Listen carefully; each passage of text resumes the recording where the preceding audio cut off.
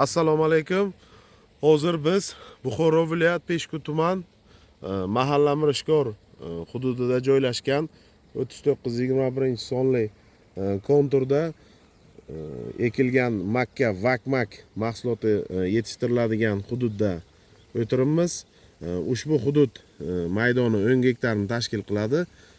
Ushbu hududda jami 14 ta dehqon xo'jaliklari ushbu makka mahsulotini yetishtirish bo'yicha faoliyat olib bormoqda.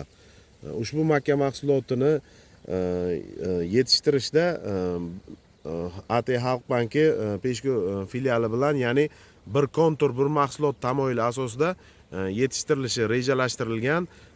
Ushbu mahsulotni yetishtirish bo'yicha Kettle Rancho MCJ lider tadbirkor sifatida jalb qilingan. Ushbu loyihaning umumiy qiymati 84 million so'mni tashkil qiladi.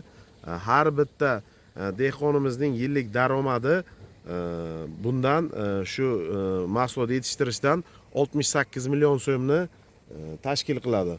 Hozirda ushbu makka vakmak mahsulotini yetishtirish bo'yicha qishloq xo'jalik agrotexnik tadbirlar amalga oshirilmoqda. Ushbu agrotexnik tadbirlari mineral o'g'itlar bilan birgalikda amalga oshirilyapti.